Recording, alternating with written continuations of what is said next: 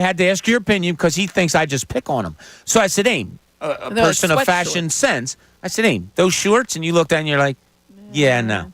There's Just a sweatshirt vibe, too. All right, I got to get to my man here. Now, Tom, are you aware of the Zap button? Yes, I am. Okay. Absolutely. Get the finger on it. But I think he's going to be good. I think today's going to be all right. Good. I'm setting him up. Uncle Frank, here we go, buddy. You're on 97.5 The Fanatic. What's up, Frank? Tommy doesn't know how to run that zapper. Anyway, happy day before Independence Day, everyone. You too, buddy. Good. Been a while. Been down the beach, so I'll come back refreshed, relaxed, and of course, focused. Good man. So, great content yesterday and today, by the way. Thank you, buddy. So that's great. So my favorite acquisition was the guy from the Holy Land, Moses, but that was picked up, right? So I'm going to go with a guy with two first names that wasn't so celebrated, but certainly is now and forever, and that's Charlie Manuel. I mean, he brought us a title. He's always going to be a, godlike around here because of what he did. And like I said, he came in under the radar, but he left certainly on the radar. Yeah, absolutely. And how did you pronounce that last name again? I just do that on purpose for the two first names. Okay. I got you. Are you on the beach right now, Frank? No, I actually came up. Oh, okay. All right. But listen. Oh, by the way, anybody mention him yesterday? Yes. Yes. He was mentioned, yes. Okay. So, all right, listen. Let's celebrate our independence tomorrow. Nice. You got it. Let's do it. Have a good one, Frank. Thanks, Uncle Be Frank. safe. All right. Not bad. Not bad. Frank got to took a shot at me early on. Not necessary. Yeah, it was a little. Yeah, that's true. I held off. So, we always rate Frank 1 to 10. I'll give him a 6. I was okay. I was going to say 6-ish. Yeah, yes, could have been a 7 or an 8 if he didn't. You don't go after the producer, Frank. You don't do it. We got each other's back here when Ray's not here. We have each other's back all the time. So you go against one of us, it's a shot. You're going against all of us. Jay in Philly, you're on 97.5 The Fanatic. What's up, Jay? Hey, what's up? How y'all doing? Great. How about you? Pretty good. Hope y'all are going to have a great holiday. Yeah, you too. Thank you. In terms of acquisition, I'm more of like a Sixers Eagles guy, but I will be honest. When Cliff Lee, I'm not sure if this has been said before, but when Cliff Lee came back to the Phillies in like late 2010 for that 2011 season, right. For me, I was convinced that we were winning the World Series. I was like, we're winning the World Series. It's locked. And then that when we lost to the Cardinals, right? I was gutted for. So, but when Cliff Lee came back, because I guess it just felt awesome to have a marquee player like that choose Philadelphia over his other options. And I'm a proponent of Philadelphia being more confident in itself as a city, so it felt great at the time. Totally agree. Yeah. I just want to say one thing about Paul George. Sure.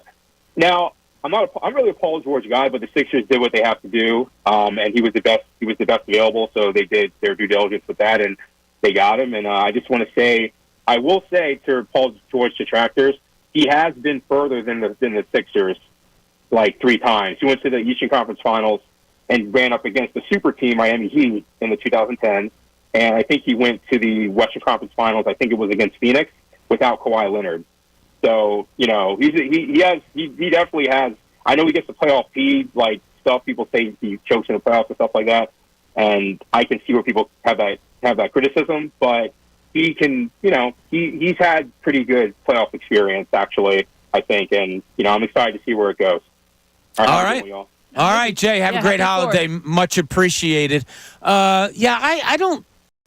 You can be a winner without having a championship. I firmly believe that. And many a lot of really good things, too. Yeah, I thought exactly. they did a good job of illuminating those. Yeah. We'll see. The whole thing is about how it all fits, and it should fit fine. You have 3 really good players, 3 different players. I've grown on this more over the last couple of weeks than where I was before when you didn't know how it was going to go or play out.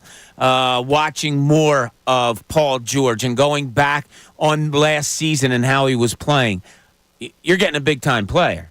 And I do think it's someone that will fit in well. And you can talk about his age and going down a little bit. Okay, he's not going to be a marquee player on this team. He's not the number one. He might not even be the number two. But at times he will be in a game. At times in the shot clock, he'll be the number one. Yep. He'll have the ball in his hands, and he'll say, no, I got this. And maybe it's towards the end of the game. You have three of those guys now. And the more weapons you have makes the other weapons even that much better. So, before it happened, we talked a lot about, the big three in LeBron James, Jimmy Butler, and Paul George, and we went back and forth. Now that they got him, has your attitude changed, or did it remain kind of the same as what you were expecting? It changed a little bit. I was never, when we were leading up to the big free agency day, and I was not super, super all right, we have to go out and get Paul George. I was resigned to the fact that that's what they were probably going to do, because I thought it was the best move they could make. The alternative was, and when people say, I wish they hadn't gotten Paul George, and then you ask them what they wanted, you really don't have an answer. Maybe you kind of cobble together some kind of Brandon Ingram situation, DeJounte Murray, if that could have been. You have a couple of different things you thought that you could make up to what would have been better. But I think this was the best option for them. And when I started resigning myself to stop thinking about a 4-year deal, start thinking about it as a 2-year deal, that's when I was like, okay, if we're operating with a 2-year time frame, which is what I think is probably more realistic and probable, then I was like, I got a little bit more excited. And I thought, realistically, in 2 years, I think you can accomplish something really special. I think you can with Paul George and Tyrese Maxey and Joel Embiid. I think it's setting up nicely. I think the pieces fit. Paul George fits with a lot of teams. I think he brings the defense is a really big boon for this team in particular. You saw that against the Knicks, and you thought, wow, you're just not competing at both ends of the court with the teams that are going to be in your way to accomplishing your goal. The Celtics obviously being the other of those two, and I thought this is going to get them as close as they can to those teams that are the Knicks and the Celtics. Those are the two teams that are going to be in their way when it comes to making it to the Eastern Conference Finals and the NBA Finals. And I thought these are the best. It's the best piece that they could have signed at that point. And obviously, we've talked about it, multiple times. They're not done because I still think they're missing at least one starter, if not two full-time type of starters. But I think that there's guys out there, and I know there's reports of different players, and I'm thinking, well, that guy could help, that guy could help. But most importantly, they have the core that they need. Yeah. And speaking of the Sixers now moving forward, you have Summer League coming up, which if there's nothing done by Summer League, everybody's there. You're talking general managers, so there will be a lot of conversations. Not that there hasn't been already, but going on at Summer League. So the Sixers are going to be in Salt Lake City, and then they'll go out to Las Vegas for the famous Las Vegas Summer League. They announced their roster for the Summer League. I'll just give you a few of the names. Jeff Doughton is going to be on there. I didn't realize Jeff Doughton's 27 years old. I didn't realize. I thought it was, for a while. Ricky Council the fourth. I think if I'm watching Summer League, that's the guy I'm keeping the biggest eye on. Ricky Council? I do. Tom, you gave me energy guy. I'm excited about McCain, so I really want to see what McCain looks like. But, obviously a little bit different being a first-round pick. But I understand, Council might have to have a role with this team this year. He might. Yeah, that's a good point about McCarron. Always watching the rookies. He's going to be on the roster also. Dembona, of course, will be there. Now, Tony Bradley is somebody else that they're going to take a look at. Center. Okay. Former Sixer great. He's even greater after he left, right? He'll be on there. So a couple of other names that I don't even recognize. So take a look at it for what you will. But that's what Ricky Council the fourth. I've gotten a lot of emails and stuff about him. I really think this guy has it. It's a guy that Nick Nurse needs to keep a bigger eye on, maybe. So Summer League might tell you a little bit of something about that. We'll see how that all plays out. A reminder, 1 o'clock, our friend from the Inquirer, Matt Breen, is going to join us to talk everything Philadelphia sports. But for now, Arnold and Cheltenham, you're on 97.5 The Fanatic. What's up, Arnold? Hey, how you doing? Doing great. How about you? Man, I feel good, man. I'm an old man, and I'm still healthy. I'm still here. That's what I like to hear. Since I'm an old man, like I said, I was here when I was in high school. When I went to go to junior high school in 1959. my friend across the seat told me, he said, we got Wilt. Wilt scored 22 points in practice. And nowadays, I raise my grandson. I teach him all the history of the game, and I ask him, nobody else has scored 55 rebounds in the game. Nobody else has scored 100 points in the game. He got records that they're going to be standing a long time. Oh, God, yeah. So many records he has that'll stand forever. One of my favorites, averaging 48 and a half minutes a game during the season. That's incredible. Yeah. That's ridiculous. Every minute of every game, including overtime. When we went to school, the YMCA, every week we would meet with the YMCA and they would tell us how to be young men and stuff. And all they talked about was Wilt. When you went to the YMCA, they had a big picture of him laying down. They followed him all the way through college. I mean, he was filled up back in them days. Yeah, and those are the greatest of stories, and your grandson is lucky to have you telling the stories, Arnold. Listen, hope you have a great holiday weekend, okay? All right. All right, hang in there, buddy.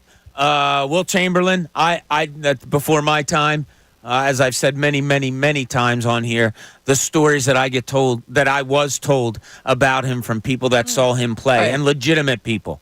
Not that people aren't legitimate, but you know what I mean. Yeah, well, I don't Jim think they Lynam were. has I don't think great that ones Stan from him. Hockman was fabricating stories when he told me, or my father, or just so many people. But that's one a little bit before our time. So we're talking about today. The acquisition was made. It was the biggest one to be made. We've talked a lot about it. Is it good enough for you? Are you okay with it? Are you maybe even grew to like it even more now that it's happened, the acquisition of Paul George? And also we put out the fun question for the day. What was some of your favorite acquisitions that you've come across in your lifetime? Whether they worked out or not, something that excited you an awful lot. 610-632-0975. Amy Fadul with us today. I'm Bob Cooney. This is Middays, 97.5 The Fanatic.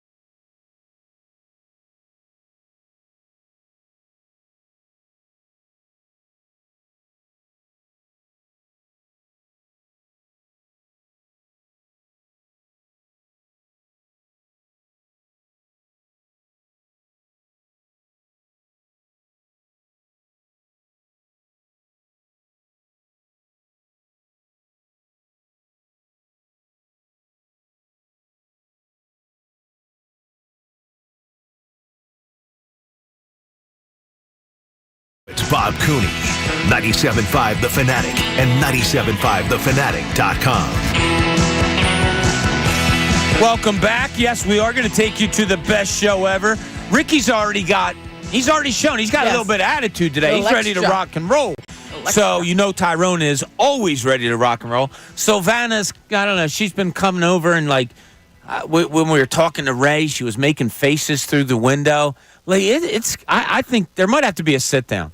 We have to have an intervention? Well, in The Sopranos, you can sit and talk, but a sit down is something different. Yeah, it's like a meeting. Like a sit down. Yeah, you have a sit down. I don't mean with the just boss. The Sopranos, but that's where I learned that. Yeah, there's. I think you and I being adults, more so than them. Let's say. Switzerland's.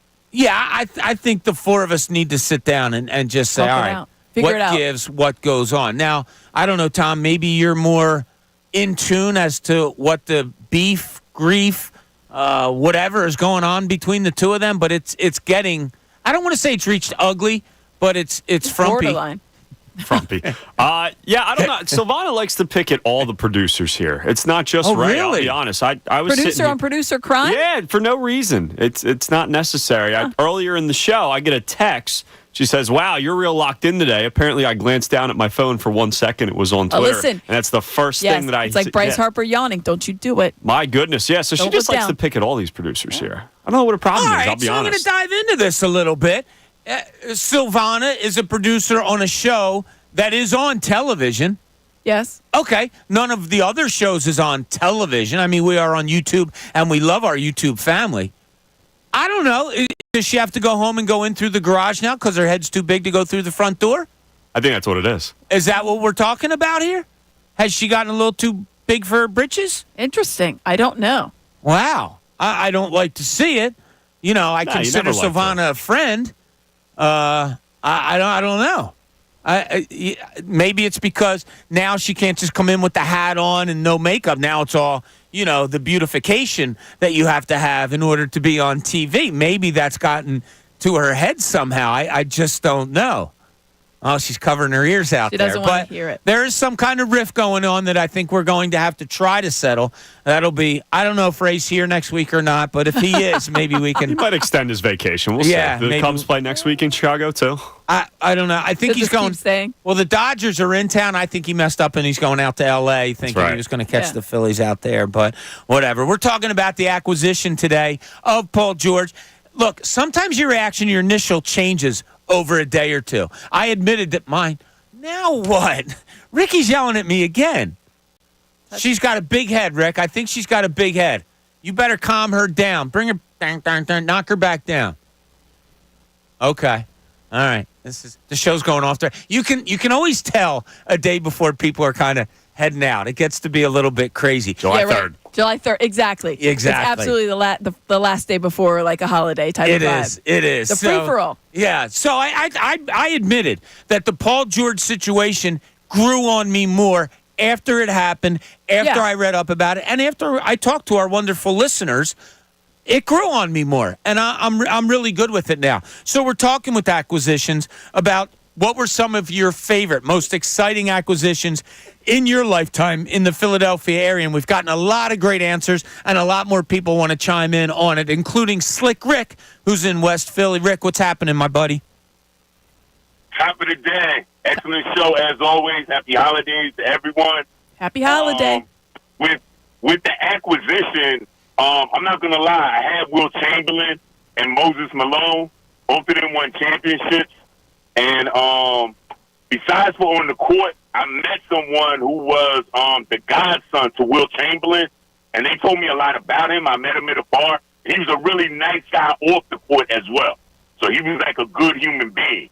Besides for being like a great basketball player, he was like a really, really good person, I like to hear that. However, mine, since Will Chamberlain was taken, is JT Realmuto. And the reason why I'm saying that is because, A, it's current and it's relevant. And I want to say that, my memory, this is the best overall pitching staff. And I think it has a lot to do with JT. It's kind of like when Chooch was there and they had that pitching staff. Only difference is those guys were pretty much known and established. This pitching staff, besides for Wheeler, they really don't have names. But the way they're pitching in their ERA this year is like phenomenal, and I think that has a lot to do with JT Realmuto. And the difference between him and Chooch is Realmuto hit. Nothing against Chooch. Chooch was good. However, JT has a bat as well as calling a good game and a gold glove behind the plate. So I think that, JT Realmuto would be like consideration as well. Rick, I love it. I love it. Real good one there. I hope you have a great. I'm sorry. Go ahead. I had something on the Sixers real quick. You go ahead. All right. PG-13. I wish it was like 4 or 5 years ago, but of course we can't turn back the hands of time. However, if we can keep him healthy, I'm confident that we can really at least get to the finals this year. I'm really confident that he will make a difference. It's just a matter of what pieces are added on. And there are a couple names that I wanted to throw out that weren't said, like Lonnie Walker. I think that he's a free agent, and he's someone that if they were able to get him, that he would fit in to the lineup and be a help off the bench.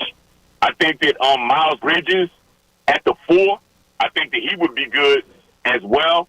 And Precious Achua, because we definitely need some size. I think that we get size and defensive players that are 3-and-D guys, that'll basically put the icing on the cake, and we'll be in the driving seat to get to the Eastern Conference Finals. Love it. Rick, listen, have a great holiday weekend. Be safe, and we will talk to you next week at some point. Thank you, Rick. 2 names thrown out there in Achua and Walker. Lonnie Walker. No, who was the other one, though? Miles Bridges. Miles Bridges that have been thrown out there before. Lonnie Walker hasn't been thrown out all that much. A red kid, right? Yes. I don't know why I was saying. He's streaky in the NBA. Can Yes, score a very little streaky. bit. Yeah. Great athlete. Yes. Can score. Can certainly high riser. Can jump out the gym. Yeah, very streaky. Flyer, bench guy. Yeah. It was funny. A lot of bench guys. Miami, right? He went to Miami. Yes. I believe so. Yeah, who recruited him down there? Adam Fisher, I believe was. Yeah. When my son, right, you're correct. When my son was playing at LaSalle, they played Lonnie Walker. They came up here, but they played in Reading. And I can't remember. I'll have to look it up. But I remember my son Kyle telling me that it was one of the coolest environments that he played in that whole year. I think Reading must have sold it. I don't know what the arena is in Reading. I guess I'm asking you a question as much as I'm talking about this. You may look it up? I've never been. No, that's okay. We'll do it during the break. I don't remember ever being in an arena in Reading. But yeah, I remember. The Santander Arena? Oh, maybe. But he said it was awesome. He said it was packed, and people were going nuts for Lonnie Walker and all that. So an interesting name that has gotten thrown out there just a little bit. Let's go to Chris in Delaware. Chris, you're on 97.5 The Fanatic. What's up, Chris? You guys mentioned Ricky Council a few minutes ago, and I wanted to talk about him yesterday. He's the guy who I'm really going to be keeping my eye on this year as a dark horse. He's a guy who worked his way out of the G League, worked his way into NBA minutes, and he's got 1-2, he's got hustle, he's got a heart, he's got some offensive game. I think by the end of the season there is going to be minutes and a role for him. There's going to be minutes because right now, I mean, if Tom Alford would have raised his hand as defending champion of Knockout from 97.5 The Fanatic, I think that Daryl Morey would say, sure, we'll give you a couple minutes to try it out. But if not, in all seriousness, Chris, somebody's going to have to get some minutes, right? Yeah. I like Council. Everything that you said about him is what I like also. Now, the body has to become NBA ready. The speed at which the NBA plays. Toughness. Yeah. Yeah. But it was surprising. I love a guy like that. They signed him. They picked up his contract. They signed him to like the guaranteed, the actual contract from the G League and converted it from a 2-way to an actual contract. I was surprised you didn't see more of him in the Knicks series, given that he could get a little bit of a boost. But I think it was when you watched him play in the regular season at times, the game sometimes would get away from him. Like, I think he wasn't as ready for some of the moves they were making. And I feel like maybe they just thought, is it just too much to try him out there? It also could be hindsight's 2020, and they look back and think, well, maybe he would have, helped a little bit. I don't know. But I think he is a guy that's going to get some run. Year 2 with coaching. Hey, my acquisition, I was going to say Moses because that's my era, but that was taken. So I'm going to say Gary Matthews in spring training in 1981. If it wasn't for that strike, Gary Matthews would have led the Phillies to 100 wins and maybe back to the World Series. Nice. Gary Matthews. Thanks, Chris. Appreciate it. Hope you have a great weekend. I would never thought that would have come up at all. Yeah. I remember him being, he won MVP of the National League Championship Series, I think, against the Dodgers, where he had I'd the have to bat look that flip. up. I'm sorry, I'm thinking out loud. I wasn't. Yeah, I'll Gary look it up. Matthews. I don't remember as an excited one, but that's why the question is out there. I did. I miss Sarge at times on the post game. Yeah, I got off kilter there. I had a story, but I don't think. Yeah. So he was the NLCS MVP in 1983. Correct. He was also the Rookie of the Year. Oh, really? For the 73. Cubs, I would gather, for the right? for the National. No, it was he? the Giants. Oh, okay. Okay. The Giants. That was his rookie year. He was drafted by the Giants. All right, great. All right, listen, when we get back, Matt. All right. Yeah, all right then. Matt Breen, how old is he now? Matt Breen is going to join us from the Inquirer at the 1 o'clock hour, and we still have out there. Look, your reaction could change over the days once you sit back, settle in, and think about this whole Paul George thing. If it has, let us know. 610-632-0975. Also, acquisitions that really excited you, whether they worked out or not. That's what we're talking about here today. Middays, 97.5 The Fanatic.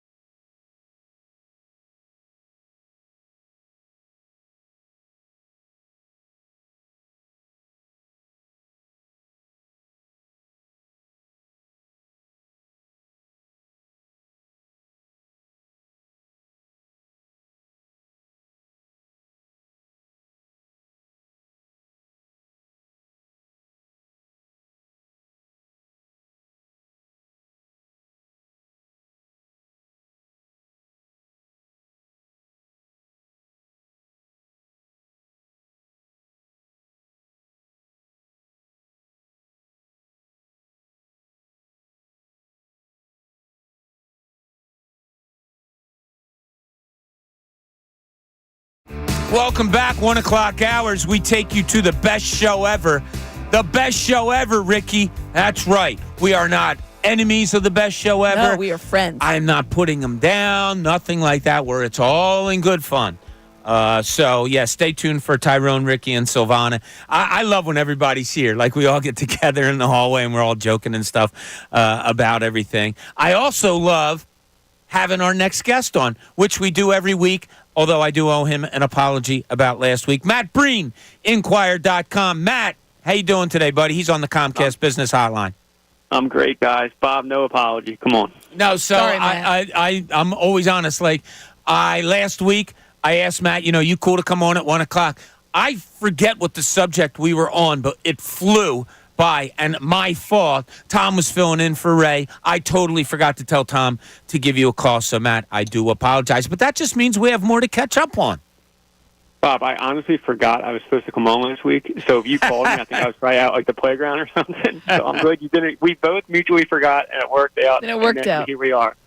Yeah, all right. So apologies then aren't needed. But in the Philadelphia sports world, the goings on, I wanted to get your reaction, Matt, of the getting of Paul George by the 76ers. I think we're all in the same boat. Like if I talk about me, you, and Amy, where there's a fandom part of it for a second, but then we quickly jump into, all right, what does it mean for the team? What was your reaction when they got Paul George, the 76ers did, Matt? Yeah, I feel like, and maybe everybody kind of had the same, where you thought it was going to happen, and then it was like, it's not going to happen, and then obviously, you could see it coming, and I think it's the best move they could have made. It's a move that makes a lot of sense, and then you look down, and is it smart to give a 34-year-old guy a 4-year contract?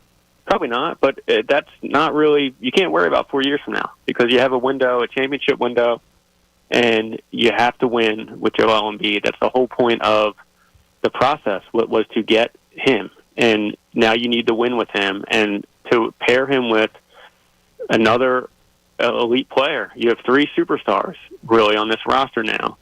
And I think Paul George is, they've shuffled that third guy in and out over the years. And I don't even think there's a debate that Paul George is the best player to pair with as a third guy or a second guy, whatever it is. This is the best 3 they've had since they've been trying to make this work, and now you just got to make it happen. And I think the coach is in place. Nick Nurse was in his first year last year. Now he's been in place. His structure's here. His system's here. I think everything is built now for this team to compete, and now it's just how do you size up against the Knicks and the Celtics. Yeah, it's interesting because we're all looking at the other pieces. They have the big 3 for them in Paul George, obviously Tyrese Maxey and Joel Embiid, and the rest of the roster really has yet to really take full effect. You see some guys that are going to be nice on the bench. I think Kelly Oubre, you're probably penciling in as the starter at that 2 spot, Tyrese Maxey being the 1, and then there's really no 4 right now that you see as a starter. There's a lot of guys that you could see in that. So there's still plenty of moves to be made. Going forward, do you think it's more important to get a starting 4, or is it get a couple guys that can kind of fill that role, accomplish that kind of task for them, Matt?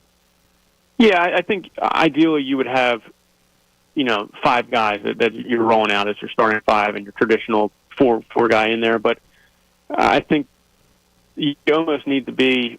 It's built around 3 guys. The roster is built, or the starting 5 is built around these 3. So who's the best? 4th and 5th person to build around those 3, and it's almost like positionless in a way. Mm-hmm. Paul George can do a lot of different things, and I think you have to almost like, and Daryl Morey is, I'm sure, thinking like this. He's not just looking for a 6'10" power forward. I'm sure. What does Nick Nurse want to do with these 3, and how do we make this work? And it's how deep can they go on the bench with limited cap room, and we've seen that in the past. It's kind of hurt them when they only can go like 6 or 7 deep. So how deep can this roster be built, and how creative can Daryl Morey go? And I think a lot of credit for this Paul George move. It didn't happen overnight. It was give credit to Daryl Morey for how much a long-term window he saw about this move. And if you look back at what they did last summer, what they did at the trade deadline, to put themselves in position to be one of the only teams that could offer him a max contract, it was he played the long game and it worked. And now it's on him to continue this and to build these three into a championship roster. And I think he got Paul George, so I'm going to give him the confidence that he can finish the job. And we're talking to Matt Breen on the Comcast Business Hotline from theinquirer.com. And Matt, Justin Edwards, it's a name that maybe people around here obviously know and all, but kind of signed by the Sixers as a two-way player. You had a story about kind of everything going on with him. Fill in the people about Justin Edwards a little bit. Yeah, Justin Edwards was. This is now 2 years ago. He was the best. He was the best publicly player at the time. I'm guessing. I'm thinking back. He probably was the best Philadelphia high school player at the time. Going to Kentucky, and if you looked at mock drafts, which were a year out, he was a lottery pick. He was I think in the top 10. Goes to Kentucky from Imhotep charter, and kind of struggled. Wasn't like an electric player right away at Kentucky. Got better as the year went on, but his stock in the draft obviously fell through, and he didn't end up being a lottery pick. But he was a McDonald's All-American in high school, was a superstar in high school, and just a good kid. Comes from a single mom who worked at a Walmart and worked at a hospital, raising him to raise him and his brother and sister, and to put she actually was a big-time basketball player in her own right in public league, won a public league championship, but then gave up her basketball career because she had kids and had to raise her kids, had a chance to play overseas, didn't do it. And just a single mom that raised a kid and raised a good kid, and a kid that really went to Imhotep. Is not like a lot of kids go to high school now as the next big thing. Like you can see a Justin Edwards coming when he's in 6th or 7th grade. Justin Edwards was not a guy. He was just a guy that went and tried out at Imhotep charter to play basketball and got better. And next thing you know, it was a McDonald's All-American, first McDonald's All-American in public league since Rasheed Wallace. So he has a work ethic to make himself into that as a teenager. So I think now you need that work ethic again as like you said, a two-way contract. Nothing's guaranteed. I'm sure going to spend a lot of time in the G League, but he has the work ethic from the single mom that raised him, and the work ethic that made him into a McDonald's All-American. I think gives him a shot to parlay that two-way deal into something special. Yeah, he improved throughout the year. He lost a little bit of his confidence to start the season down there in Kentucky, and Calipari started him every game, knowing that he was going to get it back. And I think you saw flashes of what he could do at the next level. Has an NBA body. I think he is NBA ready, and I think you will see him more often than not eventually make it to the league. I think he's going to be a nice player. But going on that, you know more about Justin Edwards than I do, Amy. Listen, we're talking to the Kentucky expert here. Listen, him and his mom might be the people that watch the most games here in the Philadelphia area as far as that. But I think he is a nice player, and I think that they did get a nice kind of diamond in the rough. When we talked to Jim Lynam, you have to find those guys, and Jimmy was saying that it's not just a guy. That's what he likes to say, but you have to find guys that fit. And I think that they've done a nice job with that. And now with this salary cap, and honestly, I feel like I've read 15 different articles trying to figure out exactly how this could work. But the maneuvering, it's fascinating to me, the maneuvering that, you sign a guy and then you trade him and what that creates more in the mid-level exception and the apron, all this other stuff. But going forward, Nick Nurse being the head coach, how much does that help kind of bring this team together? Because they have the two pieces and really three that are going to be carryovers from last year. They're locked in with Kelly Oubre being in there and now Paul George. How helpful is it to have a guy like Nick Nurse be the head coach of this particular team for you? Yeah, I really like the things that Nick Nurse did, especially towards the end of last season when you had to get creative when Embiid went down. And I thought you saw that, like that basketball mind that we read about or we saw glimpses of in with the Raptors.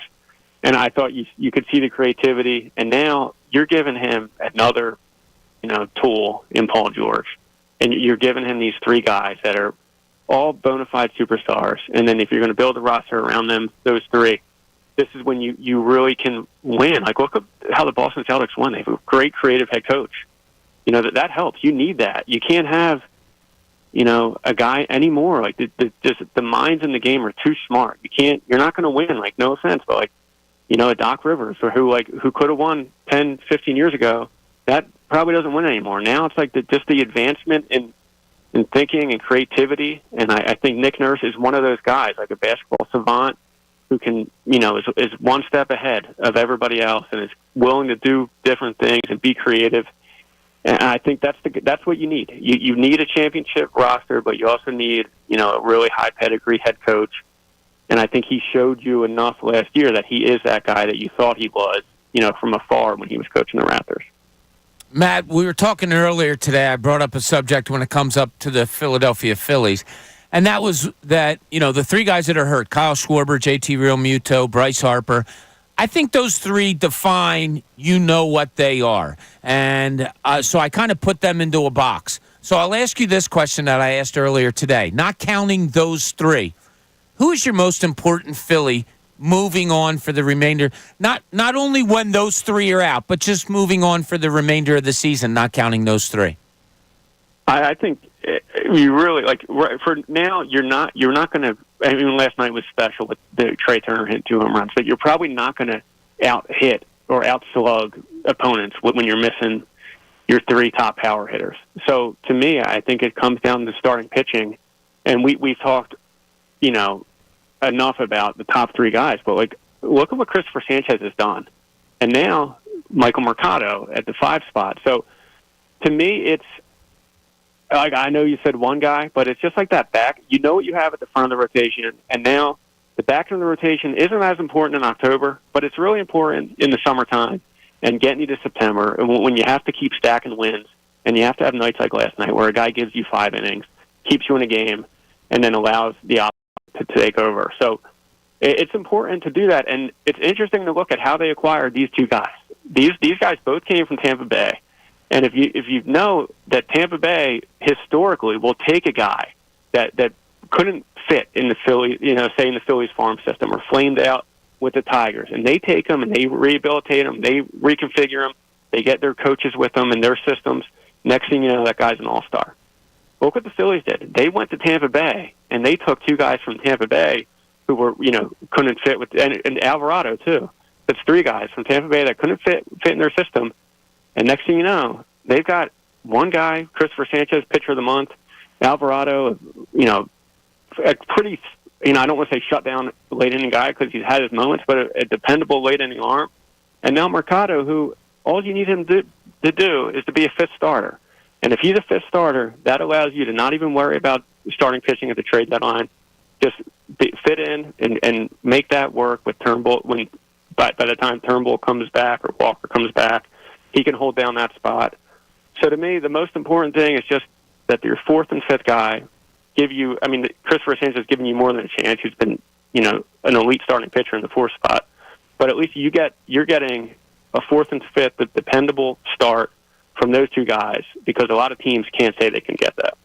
All right, Matt, I'm going to leave you with this question that we put out there today to our listeners, and it's on the heels of Paul George coming here. What was the most excited you were about a transaction that a Philadelphia team made, an acquisition that a Philadelphia team got? What was the one that excited you the most? I say this, and it probably doesn't add up to the way, but when the Eagles signed Javon Curse, just because, to me, you saw T.O. coming, Cliff Lee, you saw it coming. Javon Curse, I remember coming home from school and turning on ESPN News, and it was just in the bottom ticker. They used to have a thing that was steady there. Not it didn't change. It was the latest news. It said Eagles signed Javon Curse, and I just remember yelling down at my brother that they freaking out. They signed him, and I just because that was so out of the blue that they got Javon Curse, and maybe it wasn't. I don't know. Maybe it was known, but to me that was the most excited I've been, because I think to be excited, to be that excited, you can't see it coming. And off the top of my head, that's the one I remember being blown away that the Eagles signed Javon Curse. Great one. See, that's what I love, because everybody looks at things differently, and you didn't see it coming, so that excited you. And it's funny that it freaked you out. Get it? That's right. The freak. I got you. That's what it was. Matt, listen, thanks so much for joining us again. We will be talking to you again next week. Yeah, have a safe and great weekend. You too. Enjoy the holiday, guys. Take care. All right. Thank you, Matt. Matt Breen from TheInquirer.com. Javon Curse, that's interesting. Yeah. Because a lot of it'll play to where were you, what were you doing? And the surprise factor, I think, was too. That Yeah, he said, exactly. Like, And Javon Curse, when he came out, he was that freak. And was he at the outing? Barkin outing? Yeah. Remember, we thought, like, well, he looks kind of slim. Great. Looks, I couldn't remember if it was Very last year fit. that I saw him or this Very year. fit, yeah. Very fit, and hands that are still, if you shake them, they're going to tickle your elbow, just like Julius Erving. All right, we are talking about acquisitions today. How you feel about the Paul George now that a few days have passed? What was your favorite acquisition when maybe you were growing up or as an adult? We've had a lot of great answers today, and Andre in Philly has another one. Andre, you're on 97.5 The Fanatic. Good afternoon, guys. Thanks for Hey, holding Andre. on. Appreciate y'all for taking my call. One of my favorite acquisitions growing up that had me most excited was Alshon Jeffrey. At the time, the best wide receiver out there to get, no question. Yeah, he was one of my favorite players. Before he was an Eagle with him and Brandon Marshall, they was always one of my favorite wide receiver duos. I picked him in fantasy, played with him on Madden. So for Howie Roseman to go out there and do that just made me a forever lifetime fan of Howie Roseman and the Eagles. Yeah, that's a real good one because that was one also, and hope you have a great weekend, Andre. That was one where it was you had to. It's almost like a Paul George one. Yeah. You needed a receiver. Gotta get he it. was the best one to get. You could go get it. It was just like a matter of are they going to do it, and then boom, they did it. They did it. And Alshon Jeffrey, that year that they won the Super Bowl, people don't realize how hurt he was. Oh. With that shoulder. Yes. And the catches he was I can't imagine the amount of pain. Yeah. Yeah. The extension of in that shoulder. Yeah. No. Yeah, that was, like you said, it was the move that you're like, oh, you need a receiver. You need an elite receiver. Alshon Jeffrey was that guy. Can you go get the best one out there?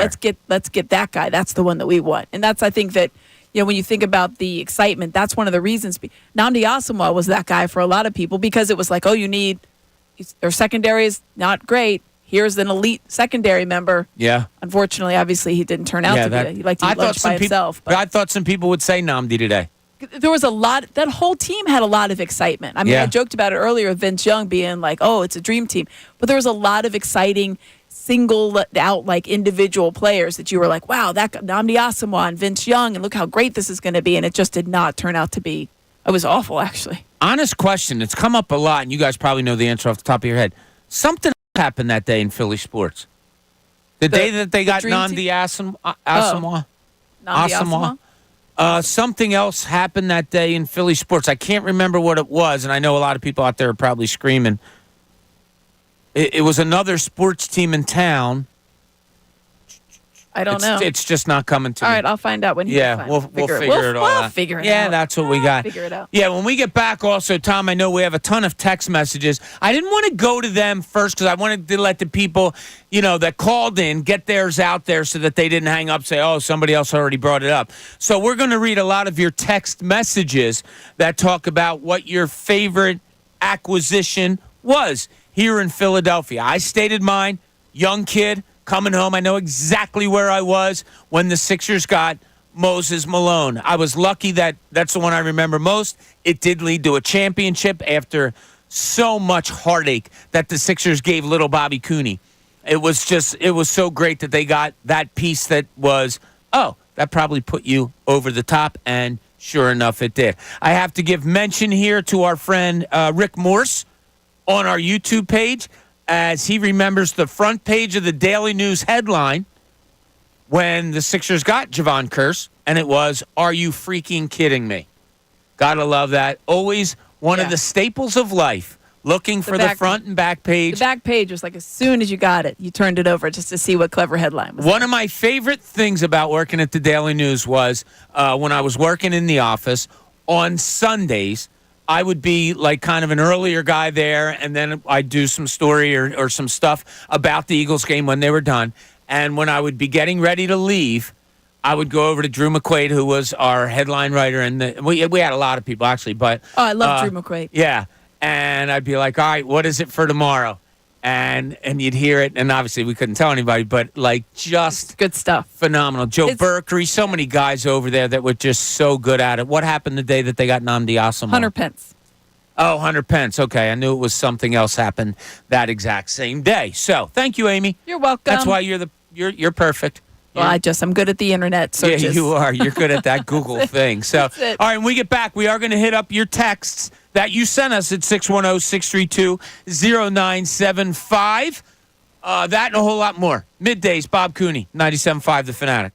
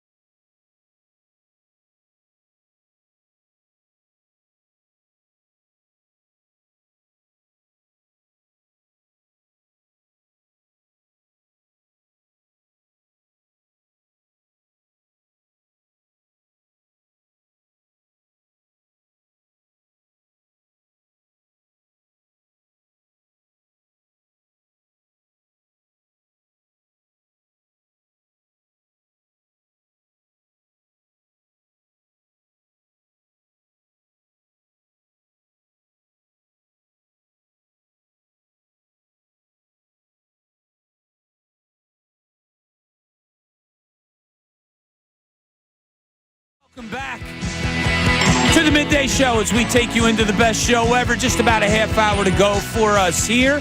Hope you're having a wonderful one as we get ready for the holiday weekend. Whatever your plans may be, whether it's the shore, the mountains, or like me, just spending time with family and friends. Staycation, but you've got some good plans. I love it. Yeah, we got friends coming over tomorrow. We have friends coming over on Friday, and some time my sister and her husband are coming up, which is awesome. Yeah, I could do that all the time. I'm lucky. We have a good big group of different friends, so there's never a time that you're I got my core guys from high school, of course, that are always there, and they're coming over. Them and their wives are coming over on Friday, so looking forward to that. It was funny. I got a call the other night. I'm driving home. One of our high school teammates, I swear to you, Tom and Amy, like the song Glory Days by Bruce Springsteen, I want to play it around him all the time. I love him to death. I'm not going to mention my name. He cannot stop bringing up our high school basketball careers all the time. So the other night, I'm driving home from Doylestown. Yeah. I did a thing up in Doylestown, and my phone rings, and it's another guy that I went to high school with. Not a guy that I played with, but a guy that I went to high school with. So I am, yo, what's up? And they asked me, hey, we're doing the Mount Rushmore of our senior class athletes. And I was like, oh, okay. And right away, one guy's name went into my head, and sure enough, he grabs the phone, and he was part of it. So, yeah. So he was there with them? He was there with them, yeah. So we had to do the Mount Rushmore of our senior year. I didn't make it. Oh, you didn't? No, of course not. Sure. No, I didn't. No, Sorry, we had snubbed. My friend Snubbed. Rock. My friend Rock was on it, as he was an all-state baseball player and basketball player. And then, other people that you don't even know Rocks. I don't even know what I was going to say. Give it to me. But anyway, Tom, we have a lot of text messages about some of our favorite acquisitions that have happened during your lifetime here in Philadelphia. Now, there might be some repeat ones, but maybe they have something fun to say about it or whatever. Yes, so this is from Mike in Harrisburg, who brings up a good one. Jim Thome, he changed the Phillies' history and started the true Phillies reemergence. He was Bryce Harper coming to town before Bryce Harper. That's huge. Yeah. And that Jim Thome in my head, and maybe I'm wrong, coincides with Citizens Bank Park, right? Yes. There's actually, when he was here, he was touring, and it was in a construction site. Didn't he have a catch or something with the construction? And had the hard hat on? He did, yeah. Yeah. He was touring it when it was being built. Yeah, that was That's huge. a good one. That's funny because last night, for some reason, on my phone, on Twitter, I saw a highlight of Jim Thome hitting a 511-foot home run as a Cleveland Indian. It's kind of a random thing to pop up. It is. We talk about like the prettiest swings in baseball. Is there a prettier opposite field home run swing than Jim Thome? I feel like every home run I watched from was opposite field. That's where this one went too. Went to left center field. That's what made him such a great hitter. Yeah. Oh, so phenomenal. You know what? And we're staying with the text, but real quick. Last night, I didn't realize that Alec Boehm was a league leader in doubles this year. Yeah. I knew he had a lot. I didn't realize he was leading. They had a graphic. His pace for it is crazy. Yeah, it is. And like I said, I didn't realize. Baseball's such a numbers thing. I love it. But they had a graphic of all his doubles this year. So, it's behind home plate, and they had the you're a television person. You would know better. It had all the lines going out to where he hit his doubles. Yes. It is amazing how all over the field his doubles are. Oh, yeah. Sprays the field. That's unbelievable. When you want to teach kids about how to hit, that's what you want to see. Yeah. Yeah, and Trey Turner had one of those hits last night on an outside pitch, just went with it, nice, easy swing, cut down his swing, got a single to right field, and I think Ruben Amaro was going on and on about that's how you swing a baseball bat, so that was great to hear. When it comes to Alec Boehm, real quick, because there's been a lot of talk about his power. It's more so when he's struggling a bit, people will bring up how he has a little bit of a lack of power for a third baseman. To me, because of the doubles he hits, the extra base hits, because he's always up there in RBI, because he's improved at third base, if he only peaks at like a 23 home run guy a season, I'm fine with that personally because he does everything else so well. Defensively, of course, you get better, but everything else he's done so much better. I agree. Last year they had 6 guys hit 20 or more home runs. Yeah. I'm fine with him if you have a 45 home run guy, which you'll get in like Schwarber, and a 35 in Harper. Maybe it's a little exaggerated with Boehm because you don't have a bopping left fielder or bopping center fielder. maybe. But I agree with you, Tom. I am totally fine with, and he had 104 RBI last year, if I'm not mistaken. Give me 23, and this year he's on pace for probably close to 120. Give me something around there. Yeah, I'm fine. And the runners in scoring position, by the way, which is always up Tremendous. there. Yeah. When it comes to average. Here's another one we have. This is no name, but they say this trade did not work out, but I remember how exciting the Andrew Bynum trade was for the Sixers and that opening press conference. Oh. Yeah. They had confetti came out. It was at Independence Hall. Yeah. Jason Richardson's just there for the ride, and he's the only one that actually played. It's so weird that I in was a uniform. Yeah, I was driving to vacation. I had already written my story that day. We had somebody else covering. I had written the story. I had a source tell me it was going to happen, so went with that. But yeah, I was not a witness to that. And in later years, I was kind of like, oh, that's not bad that I missed crazy. that. Jamal in West Philly has texted us 3 times because his answers kept getting stolen. He initially said Moses Malone, then said T.O., and now he says Eagles drafting Donovan McNabb brought them from the depths of hell. Wow. It did. Controversial time. A lot of people wanted Ricky Williams. Also, a lot of quarterbacks went early in that draft, too, that you could have gotten wrong. All kind of quarterbacks. Yeah, but Ryan Leaf, I believe, was in that, if I'm not mistaken, and you had Couch, I think, was in it. No, because Leaf was in Peyton Manning's, right? Well, no, then it was Couch. It was Couch, Achilles Smith. Was Culpepper in that one? Was he? There was another kind of random one. Yeah. I'll have to look it up. Cordell Achilles Stewart, Smith. was he in it? No, he's older than that. Older. Yeah. All right, any more? Yes, we have one here, and this is a good one. I don't know if it's been named before, but Marshall in Florida says Eric Lindros, best acquisition in Philly sports history. You did have it early on. Ooh. Philly sports history. That's what he strong. says. I think we've come up with better ones just today. Strong. I think you have to go Moses is a better acquisition because it won you a title.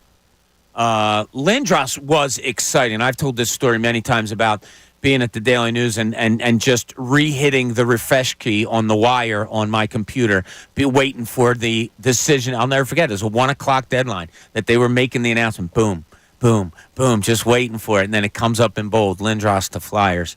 That was wild. Did you find the quarterbacks for that draft? It's Culpepper was in there. Also, Right. Cade McNown. Oh, yeah? He was in that. That's also Javon Curse's draft.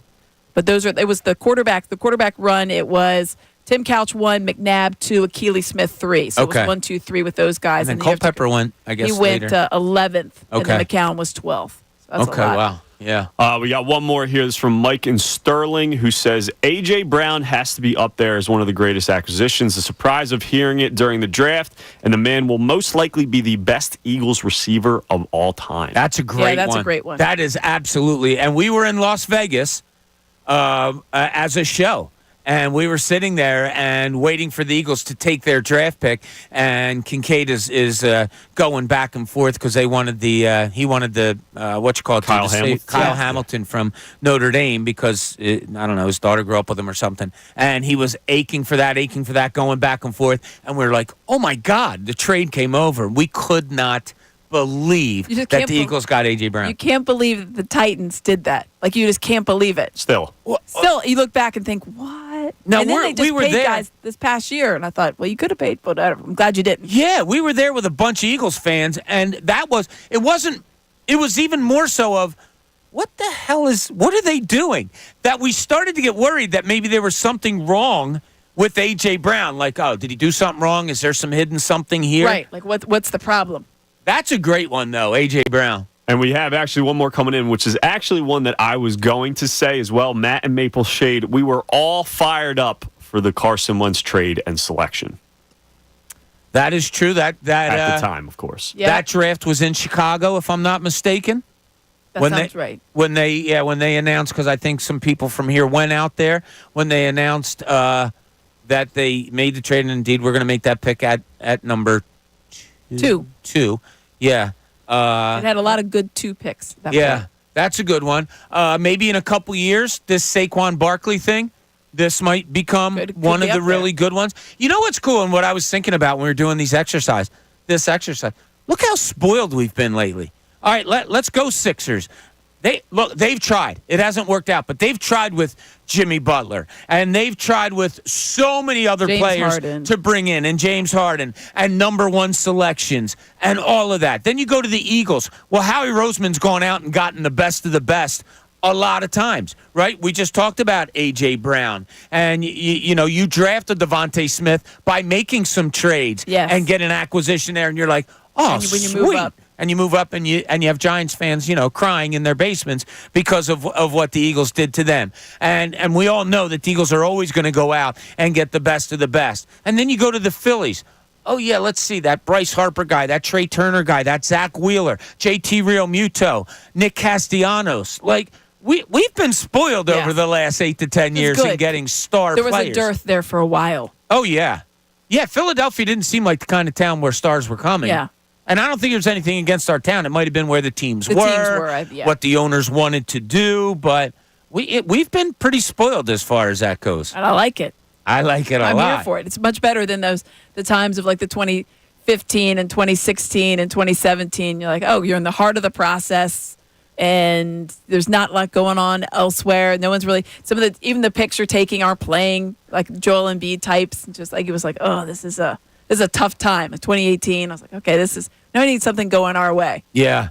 And they did. Somebody brought up Andy Reid, and that was, at the time, totally unknown.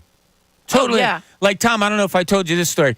Well, I was at the Daily News at the time. They told me to go to a hotel because I thought the next Eagles head coach, this guy Andy Reid, might be coming in there for a meeting. It was speculated he was going to be the next one. I had to go and grab a Green Bay Packers media guide out of our library and make a copy of the picture of quarterback coach Andy Reid and carry it with me to said hotel in order to sit there and watch people come in and look down. Is that him? Is that him? Is that him? That's awesome. Yeah, that's a God's honest to truth story as to you didn't know what Andy Reid was. Did it become one of the greatest acquisitions in our lifetime? Absolutely it did. But we're talking about the excitement. Ricky's giving me bad eye all day. We're talking about the excitement of it.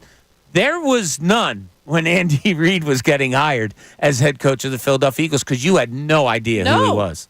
People are, like you said, you didn't even, it's just weird to think back on a time where you didn't know anybody, right? Just because that's just not how the world worked. Now it's like you shouldn't be able to, you can find out what anybody looks like immediately. Yeah. But then it was just like, no, you need to go physically look up who this guy is. You knew nothing about him, save for what you could find in those little pieces of paper of the media guide. I remember having my back up against the wall because I was kind of embarrassed that I was sitting in a hotel lobby with a picture of somebody and scouting out the lobby to try to find this guy so I could go up and try to get an interview or something like that. Like, hey, Andy? What would I say? Fella? Hey, fella. Hey, fella? Is that what you're... That's what absolutely. Yeah? Hey, fella, what's up? Hey, fella, I'm Amy. Hey, you how's got it a time for an interview here? Yeah, hold on. Let me go get my tennis shoes real quick.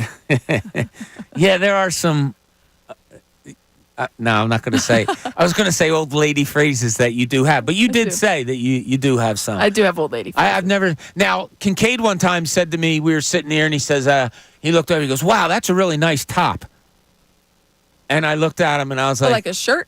Yeah. Oh. And so you know me, I kind of had to make fun and go like, call it a blouse, maybe. Yeah. And then I said, yeah, I got it with my slacks, like kidding around. Like, yeah, I don't think, and my dungarees. It's funny how some people label things, and that could be, maybe that's a Southern thing. Top. What? A top. I don't know. Maybe. Yeah. I don't know. But when we get back, we're going to close this thing out. Hopefully, we're going to make amends with Ricky Batalico because he has been giving me the evil eye for the last hour and a half. All because I mistakenly didn't say that I changed the channel on my remote as soon as the post-game show of the Phillies is over. We all know that's how we all roll.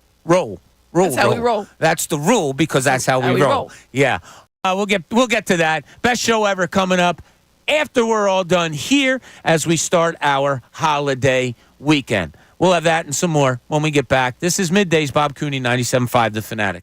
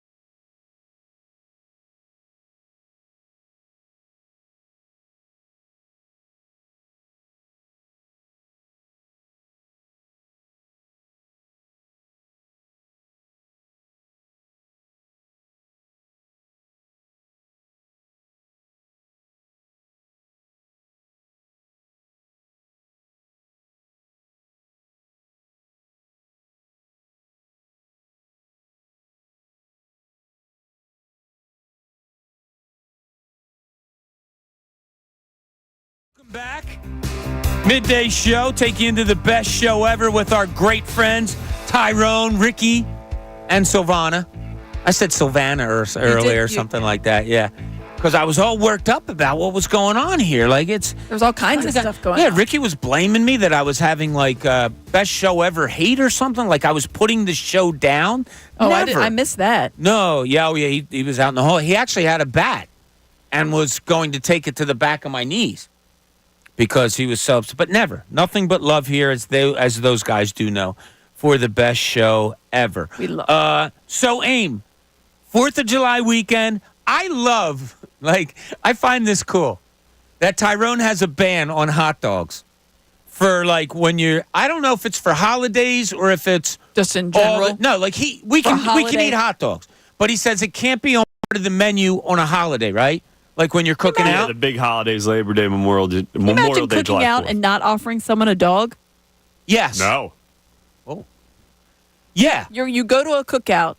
You're at a cookout, right? And they're grilling we're gonna come. Hey, we're having people over. We're gonna grill out, and I go over there, and they say we just have hamburgers. No, that's the mistake. It's a concentrated effort by a host to not have hot dogs, but to have other things, right? Yeah. So I'm giving hamburgers, but maybe I'm cooking also some ribs, and maybe I'm cooking some chicken wings, and maybe I'm cooking, a whole bunch of other things that I just decided, hot dog's the crap thing to have on the grill. Sausage? Some sausage there, too. Absolutely. That qualifies. No, sausage and hot dogs are not related. I'm sorry, no. They are related. No. How are they not related? Well, if you're going to be technical, all meat is related.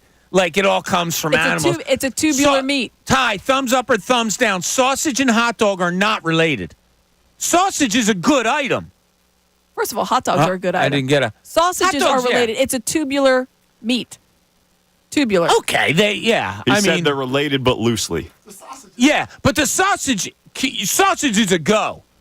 Sausage. Plus, you get hot sausage, you can get spicy, you can get mild sausage. Hot dogs are delicious. You guys hate on hot dogs. No, I don't hate on hot dogs. I understand, and I giggle with what Tyrone has proposed. He's just you keep it top tier. He says you elevate 3 days a year. You can elevate your food. I see that. I kind of agree. And you can, but you have hot dogs on the side just in case. No, hamburgers are more of the staple. And I'm going to have 8 of them this weekend. You're going to eat 8 of them? Yeah, it's 4th of July weekend. So let me... 8? Why do you put a number at 8? I just throw out. All right, so over Ty, the weekend. Of course, I don't think in one sitting. He's not Kobayashi over there. Here's how tied in I am with Tyrone. Okay? And it was an act of God that showed me I was. Oh. And I'll tell you what happened. So the other night, we were just having a dinner, and we were throwing some quick things together, and my wife said, let's just cook out some burgers and dogs. We might have had more kids in the house than we thought. Burgers and dogs. Okay, it's not a holiday. It was just a dinner during the week, which is acceptable.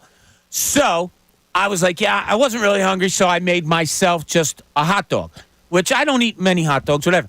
I cooked it up, whatever, blah, blah, blah. I fed them. It was kind of everybody was marching around. Yeah. I went downstairs to do something with said hot dog on my plate. The dog wanted to come in. I went to let the dog in. Hot dog jumped out of the bun. Wasn't my fault. Sure it wasn't. Jumped out of the bun, went to the ground, dirt, done, no hot dog. And I said, Tyrone's right. That was a sign. No hot dogs, 4th of July. Did the dog eat the hot dog? What? Did your dog not eat the hot dog?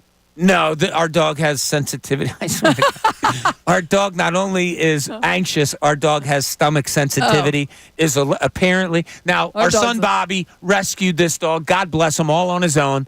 But and somehow, now the dog lives. Yeah, the dog lives with us, and Bobby really doesn't. But yeah, the dog is allergic to chicken, and pretty much if I hear that, I'm not going to give the dog any kind of meats.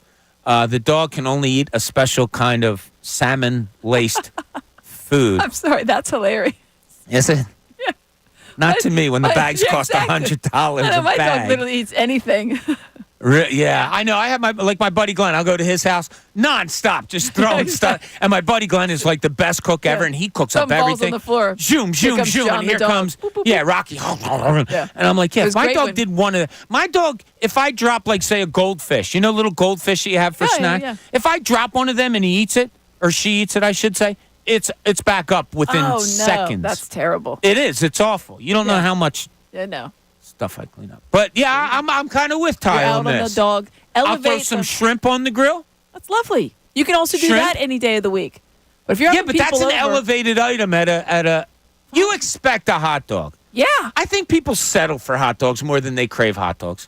I don't know why I'm so in with Ty on this, but I am. I'm just saying, if you go to a cookout and there's not any kind of hot dog, I think people would be like, well, where's the hot dog? I would leave because it's un-American No, to not you have hot would dogs not. on 4th That of is July. I don't know if I ridiculous. would You would leave. I would I just would wonder leave. why. You're lying. If I my would- mother does not have it, I'm not seeing my mother this weekend. Come on now. I would leave right away. Oh, Mrs. Alfred, All right. let's get it on. Like, you better have it on the menu. Let's get that on the menu. Un-American not to have it on. I've got something on this also.